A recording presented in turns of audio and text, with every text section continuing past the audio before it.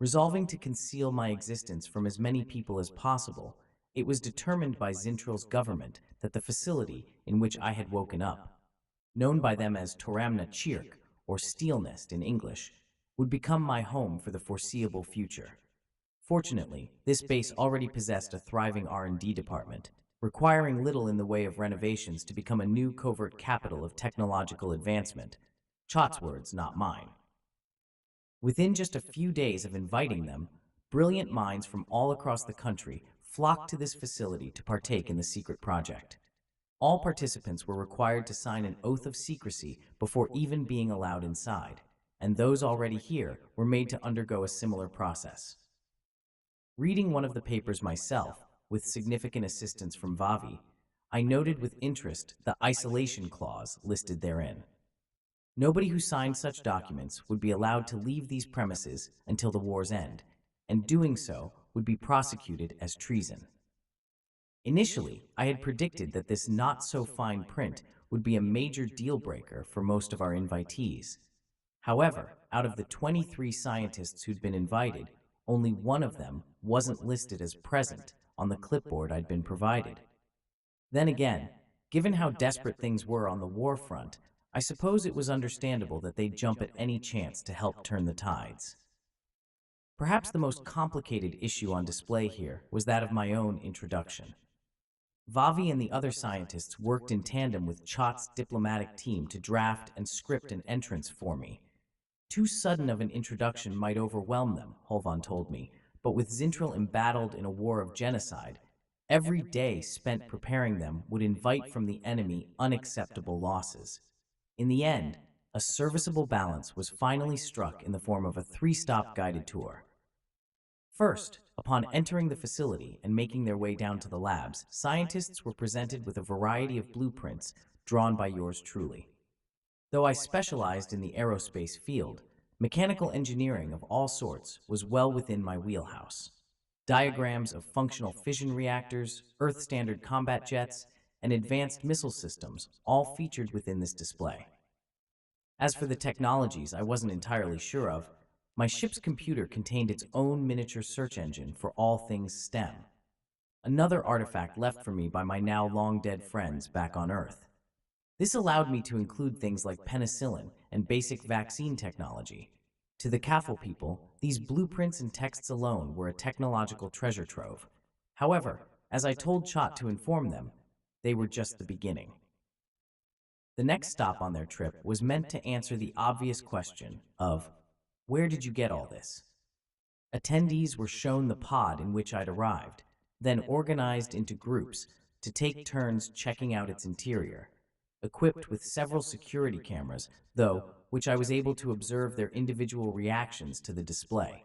Most of the scientists were visibly itching for the chance to pick it apart and see how it all worked, and their excited chatter regarded not only the future uses of this tech, but also its implications for the existence of alien life. Finally, after finishing their investigation of the ship, guests were brought down into the main lab where I anxiously awaited their arrival. "Hello there," I waved politely, stepping into view from around the other side of a truck-sized computer to greet them once they were all past the entrance threshold. By my side, one of Chot's ambassadors quickly translated what I had just said into their language. "My name is Andrew. I'm the one whose ship you guys were just poking around in." Most of the scientists didn't know how to respond, simply staring at me in a mixture of pure confusion, awe, and even some fear.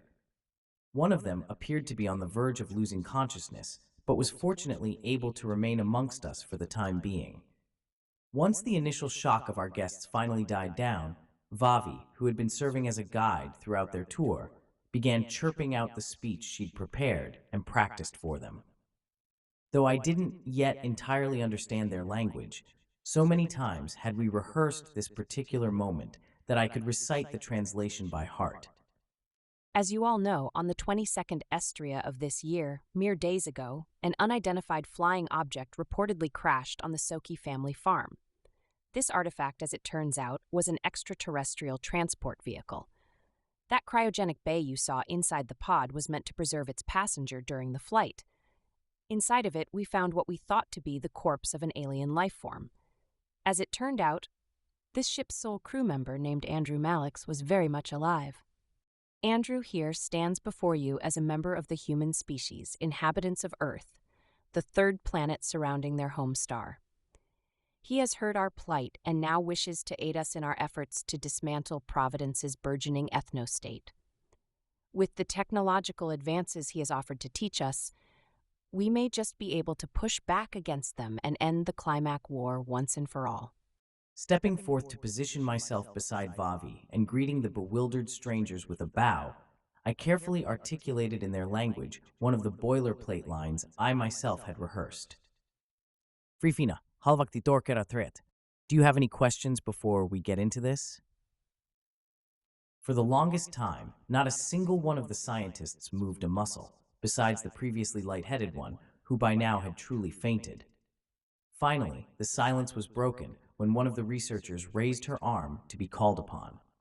Offering this Kafel a short go-ahead, I listened carefully as my attendant translated her question. Why did you really come here? She asked, her tail lashing erratically from side to side to indicate suspicion. What kind of stake could a technologically advanced alien civilization possibly have in this conflict? What's in this for you? That's a fair question. I shrugged, awkwardly rubbing at the still healing chest scars obtained through Holvan's accidental vivisection. If I'm to be honest with you all, I wasn't even really supposed to be here. In fact, my ship was actually bound for an entirely different system until its thrusters failed, preventing course corrections and as a result sending me wildly off route. This explanation was evidently not what any of these scientists had expected. In fact, even Vavi seemed a tad taken aback by such an answer. If that's the case, My interrogator continued. then why help us at all? In all honesty, I didn't have much in the way of a response to that particular inquiry. In fact, the only thing close to such a reply was only 4 words long. So, with nothing better to respond with, and no time for searching, I opened my mouth and reluctantly allowed the short yet staunch explanation to greet my new coworkers. Because I want to. Thank you for watching. Like, share and subscribe for more original content. New chapters and standalone stories uploaded weekly.